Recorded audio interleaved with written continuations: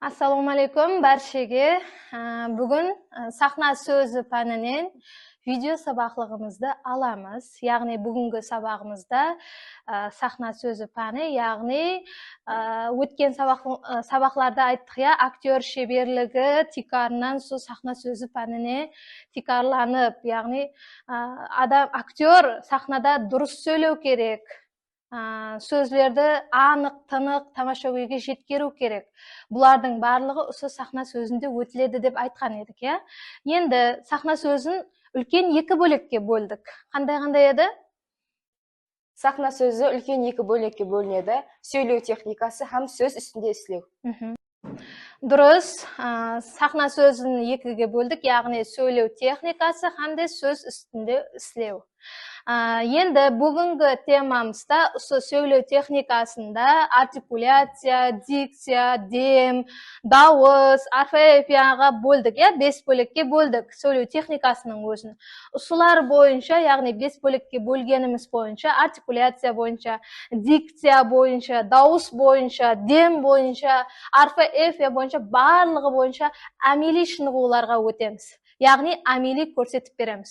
Bundan oldin har bir student, talaba har bir saboqqa kirishdan oldin qizib olu kerak. Durust ol yugurib keladi, durust ol ko'chadan keluvi mumkin. Sonda da baribir shu saboqqa kirishuv protsessi, ya'ni shinig'u davomida bo'lib o'tadi. Ya'ni amaliy shinig'uga o'tamiz, Olay bo'lsa, amaliy shinig'ularimizga o'tamiz. Ondan burun dene shiniqtirib olamiz. Hamma shengber bo'lib aylanamiz, astin yurib boshlaymiz.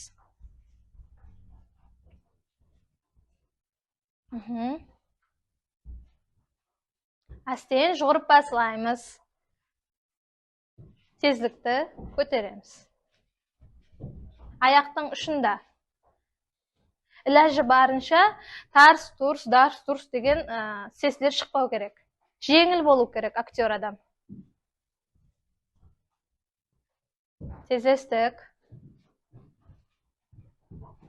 Shengberni ustaymiz, aralıqlarda uslaymiz.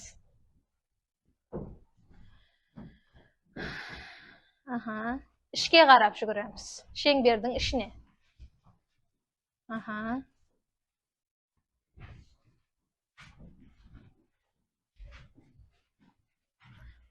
Sirtqa qaraymiz.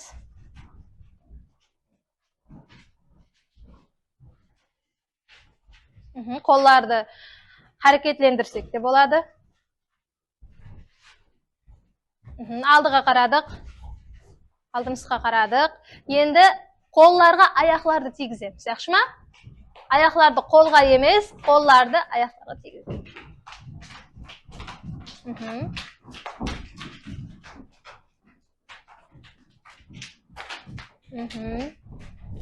Endi orqaga.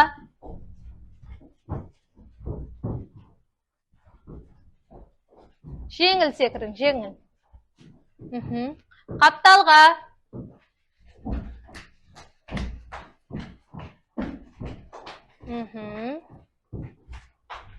Болды, астен жай жүріспенен қадам тастаймыз. Тоқтап қалмаймыз. Мұрын менен дем аламыз. Қол көтеріп, ауыз менен шығарамыз. Қолды түсіреміз бірге. Yaxshimi? Dem aldık, çıkardık. Dem aldık, çıkardık. Және bir mərtə. Dem aldık, çıkardık. Aslen şahmatni порядкаga kelamiz.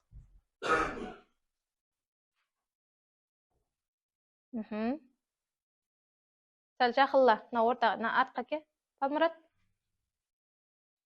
Endi qo'llarni belga qo'yamiz, oyoqlarni shelki kengligida ashamiz.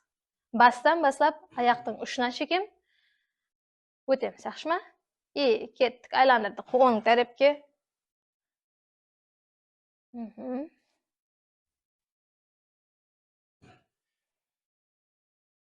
Shep tarafga.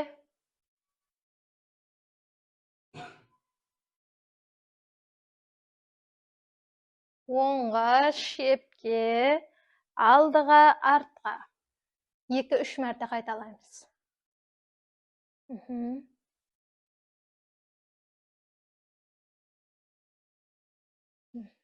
Енді еңге өтеміз. Алдыға 4 мәрте, артқа 4 мәрте.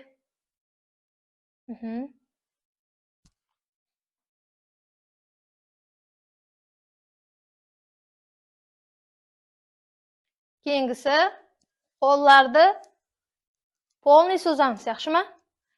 Мылай, мынандай істеп қалу ешкімге пайда емес. Өзіңізге пайда болу үшін қолды полный созамыз. Алдыға и артқа.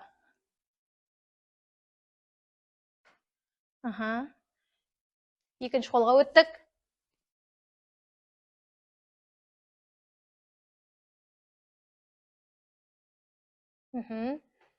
Енді екі қолменен, яғни бассейнде жүзіп атқандай. Палмұрат, қолыңды полный соз. Арғы қолың жиналып қала береді сен көбінесе. Артқа жүземіз. Хәме жүзіп білеміз бе? Қолыңды соз. Жұмақладық. Белге өтеміз. Ұстадық белді. Оңға. Әмде шепке.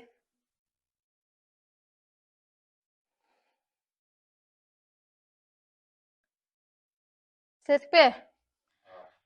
Тізеге өтеміз. Екеуін қосқан қалда оңға айландырамыз. 4 мәрте жақсылап айландырамыз.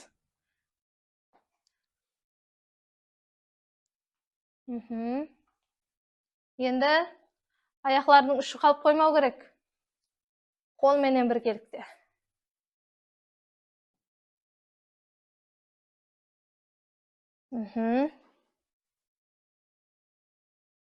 Азғана болса да қызық па? Рахмет Хамеге. Енді орындарымызды иелейміз, ярым шеңбер болып тұрамыз.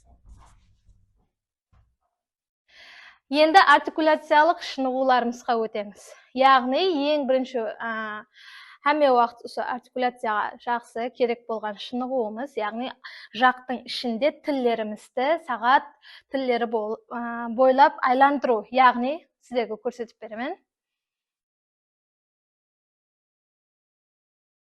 Түсіндік қой? Қайталаймыз. Яғни бұл шынығу сөйлегенде тіллердің алжаспастан, шұбармастан, анық, тынық қылып айтуға шынығу болып есептелінеді. Түсіндік қой? Қайталаймыз бірге. Біріне айтып кетейін. Шынығу уақытында әрдайым аяқлар желке кеңлігінде ашық болу керек.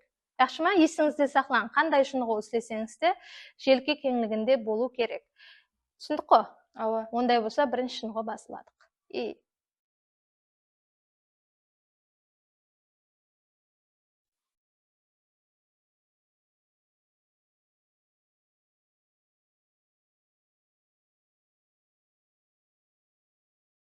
Бірінші шынығуды болдық. Енді екінші шынығуға өтеміз. Бұл шынығуымызда біздердің артикуляцияға керек болған шынығу болып есептелінеді. Яғни қазіргі бірінші шынығуымызға ұқсап кетеді. Ұртларға тілді ұрған халда шынығу істейміз. Яғни оң ұртқа бірінші, кейіннен шеп ұртқа ұрамыз. Сол ізбездікте болады. Яқшы ма? Яғни түсінікті ғой? Бұл уақытта тілімізді туры полный созылу керек, яқшы ма? Түсінікті болса, басылаймыз.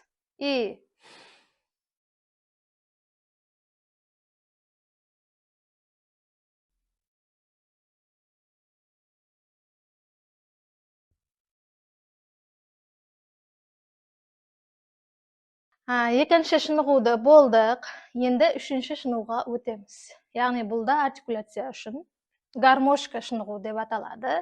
Яғни бұл шынығуда ерлер жиналады. Ең бірінші дәслеп, онан соң езулер жайылады. Яғни түсінікті ғой?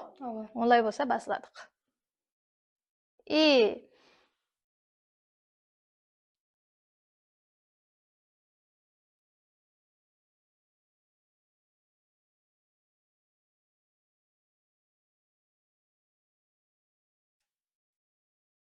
Рахмет хамеге. Енді кейінгі шынығуға өтеміз. Бұл да артикуляция үшін кереклі болған шынығу, яғни жақты полный ашып жау. Бұл уақытта қиналмауымыз керек, яғни ашып. Яқшы ма? Мына жердегі тамырлар шығып кетпеу керек. Өзімізді қинамауымыз керек. Түсінікті ғой?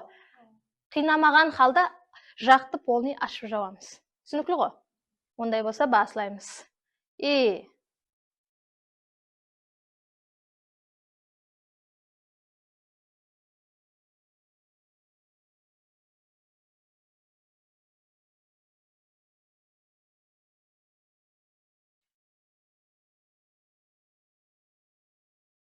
Төртінші шынығуымызды да істеп болдық. Шағы үшін енді артикуляцияға ақырғы шынығуымыз, яғни тайыншақ шынығуын өтеміз. Тайыншақ шынығуында таңлайды тілменен қағу. Яғни ауыз жұмылған уақытта таңлайды қағамыз тілменен, әмде жақлар ашылған уақытта таңлайды қағамыз тілменен. Амели көрсетіп берсем.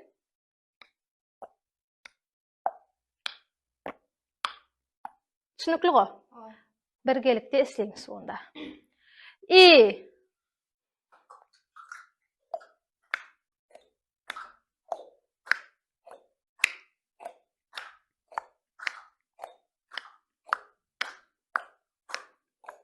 Бұл шынығуда ерін, таңлай, тіл, тіс, ұлма, сөйлеу органдары, сөйлеуге қайсы орган қатынасатығын болса, әммесі пайдаланылады.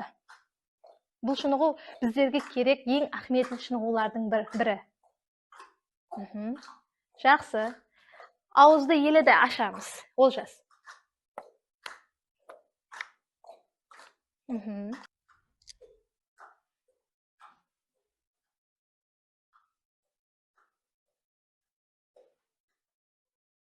Артикуляциялық шынығуларымызды жұмақлаймыз. Осыныңменен 5 шынығу өттік. Дұрыс па? Енді дем шынығуларына өтеміз. Демді қай жерге алған ең дұрысы деп айтылады? Естуіңіз бар ма? Диафрагмаға. Диафрагмаға қарынға алыну керек. Яқшы ма? Яғни демге ең бірінші шам шынығуын, әпуайлардан басылаймыз. Шам шынығуын өтеміз. Яғни иін кеңлігінде ашып аламыз. Қарынды ұстап тұрамыз. Яқшы ма? Қазір. Тұрды. Қарынды ұстап, аяғыңды ашын қара. Демді аламыз. Бірінші, полностью. Онан соң алдымызда шам тұрыпты деп ойлаймыз. Яқшы ма? Көз алдымызға келтіреміз. Шам тұрыпты. Ең бірінші демге полный бір демді жібереміз, үфлейміз, шамды өшіреміз. Яқшы ма? Оннан соңғы екінші демге 5 қысқа, һәм 6-шыға бар демімізбенен өшіреміз. Үшінші демді алған уақытта 7 қысқа, 8-шіге бар демімізбенен шамды өшіреміз. Яғни көз алдымызға келтірген шамды. Түсінікті ғой? Дем алуды ұмытпаймыз. Қарынға дем аламыз. Дем алған уақытта иінлер көтеріліп кетпеу керек. Есіңізден шығармаң. Басладық онда.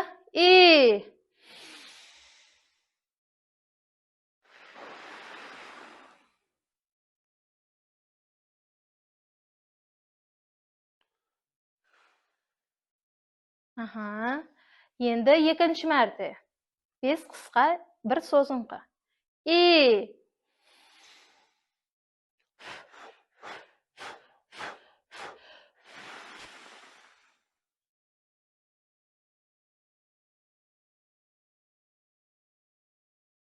Үшінші мәрте, 7 мәрте қысқа, 1 мәрте ұзын, созыңқы. Түсінікті ғой?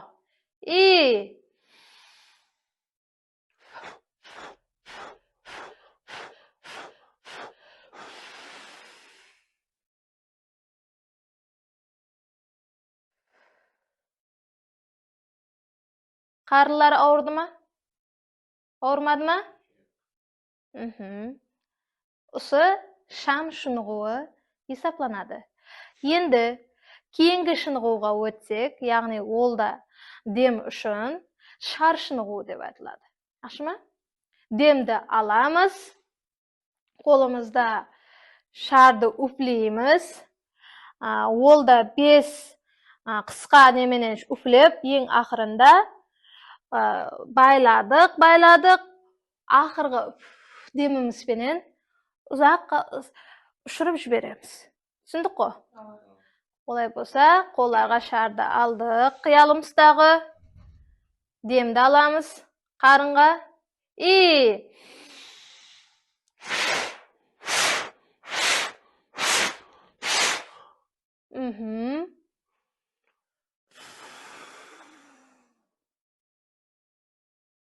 Бәрекелді. Демге істелеген екі шынығуымызды жұмақладық. Енді кейінгі шынығуымызға өтеміз, яғни насос шынығуы. Яғни бұнда аяқлар, оң аяқлар бір қадем алдыға қойдық. Онан соң көз алдымызға келтіреміз. Насос бар. Алдымызда хәме насос не екен білеміз қой, жел беретұғын. Насосға барып, полный бір демді аламыз.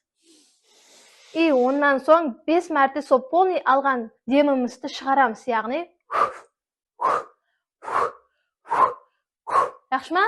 Полный бір дем алған болсақ,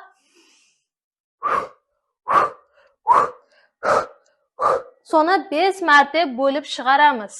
Түсінікті ғой? Олай болса, көз алдымызға келтіреміз.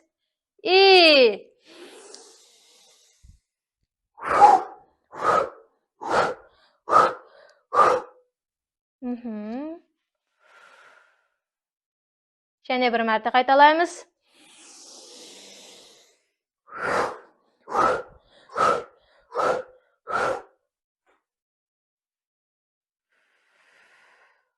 Енді ұсы алған бір демімізді 7 мәрте бөліп шығарамыз. Түсінікті ме? Басылайындық.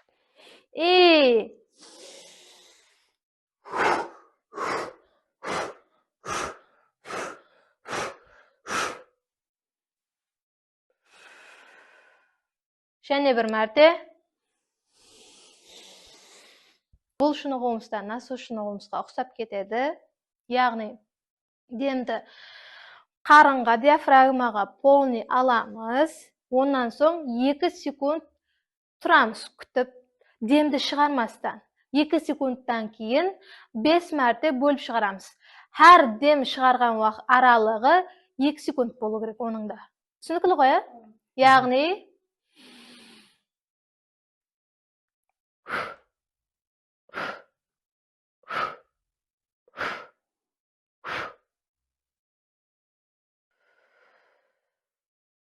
түсінікті ғой? Олай болса, қайталаймыз. Аяқларды ашып аламыз, ұмытпаймыз. Иін кеңлігінде.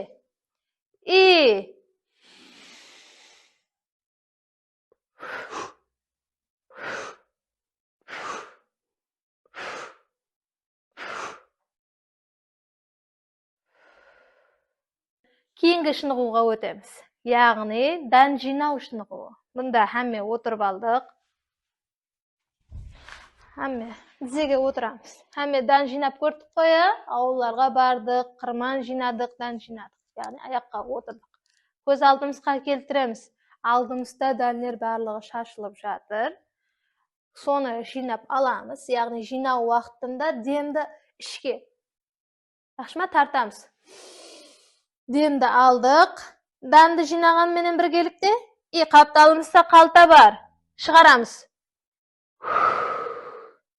Түсіндік қой? Әстен. Тезлігі әстен. Кейін екінші тезлікке өтеміз. Яғни данды жинаймыз. Екінші тезлік ол тез. Түсінген болсақ, бірінші әстен тезлікті істейміз. Таярландық.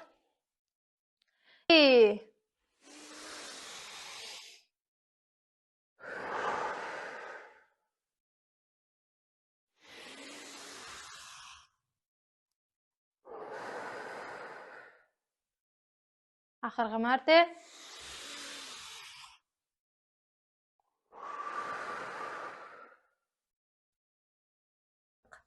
Hame turamız. Şunun menen dem şınıgulарын jumaqlaymiz. Endi dawuş şınıgularına ötemiz. Ameli, yağni en birinci dawuş şınıgı samolyot şınıgı. Yağni bizler dawuslu Qaraqalpaq tilinde özü sesler ikiga bölünedi go ya, dawuslu sesler, dawussuz sesler. Dawussuz sesler neçe? 9. Olar neçege bölünedi? 2ge bölünedi ya. Qanday? Juan, jinishke. Bizler hazır samolyot şınıgında o'sha juan dawuslu seslerden faydalanamiz. Ya'ni a, o seslerini. Unutmang, esingizde saqlang. A, o seslerini. Ya'ni hamma aldıga qarab olamiz. Ya'ni bir-birimizdan qo'limiz tip ketpey uchun, ya'ni. Endi qo'lni so'zamiz, yaxshimi? Ko'rsatib beraman o'zim birinchi. O'ng qo'llarni so'zamiz. Ya'ni har doim dawusli sesdan oldin жаңағы aytganimday iyim kengliginde oyoqlarni ochib olamiz и dem aluvni unutmaymiz. Yaxshimi? Demni oldik.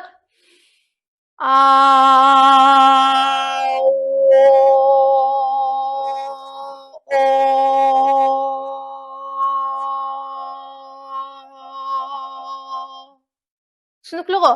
Ya'ni bu shunig'uda o'ng qo'l menen kiyatiribdi samolyotning o'ng qanoti a sesdi menen. Yaxshimi? O'rtaga kelganda o sesni aylandi u. И сол vaqtda shep qanot kelyapti, o sesni aylanadi. Chiqarib saladi shep qanot menen. Tushunukli-ku? Hammasi bir demde bo'lishi kerak. Endi birgalikda istaymiz. Oyoqlarni ochamiz, unutmaymiz. Oyoq ochiladi. Ya'ni o'ng qo'l menen baslangan bo'lsak, baslarimsa o'ng qo'l qayoqqa boratiribdi? Shep qo'lga berdi, shep tarafga qaradik. Tushunukli-ku? Onda baslaymiz.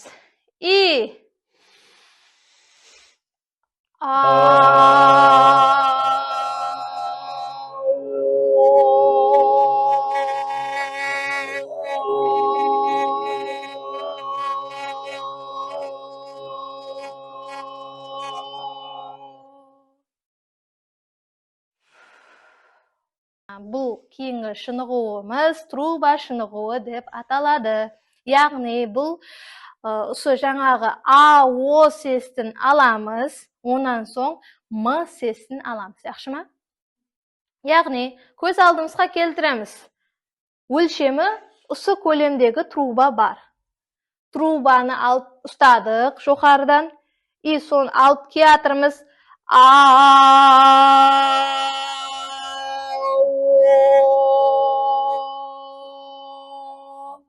Ya, o'sha yerda yer bor deymiz.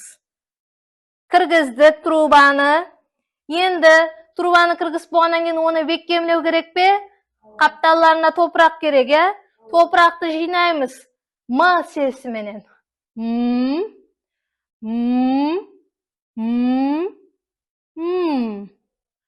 Uni bekemlaymiz. Ya'ni bu shunug'uda a, o sesi kelib bo'lgandan so'ng yana bir marta dem oladi ekanmiz. Soni unutmaymiz, yaxshimi? Odan so'ng m sesini o'tamiz. Tushunukli-ku? Onda baslaymiz. Oyoqlar ochildi-ku? Basladik.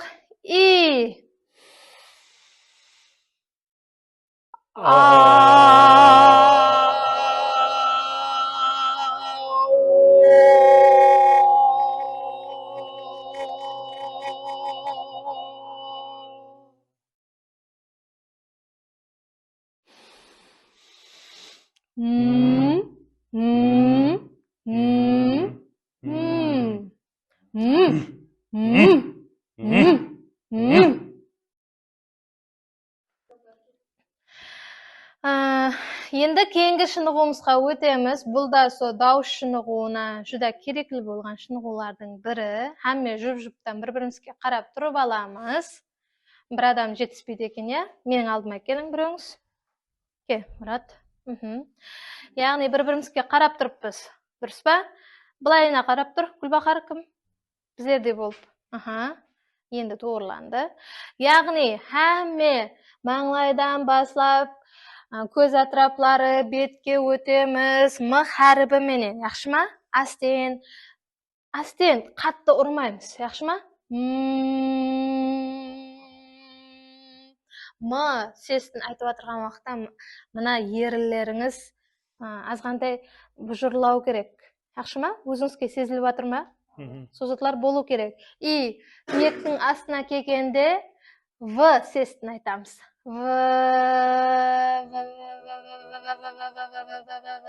В сестін. Онан соң еріннің үстіне келген уақытта з сестін айтамыз. Яқшы ма? З сесті. И астен түсеміз, мойыннан баслап, көкірек атрапларына р сесті менен түсеміз. Көкірек атрапларын істеп болдық па? Мұратқа, яғни менің партнерыма артына өтемен. Яқшы ма? Арқасына р сесті менен. Ол өзінің көкірек қапесіне р сестін істейді. Мен бұныкін болдым ба? Ол маған өтеді. Яқшы ма? Р сесті менен. И болғанымыздан соң, және бір-бірімізге қарадық партнерымызға. Қай жерден келген болған болсақ, мәселен, маңлай тәріптен келдік қой. Сол тәріпке қайтадан қайтамыз. В сесті, з сесті, м сесті менен со ақырына және қайтамыз. Түсінікті ғой? Онда тұрып алдық. И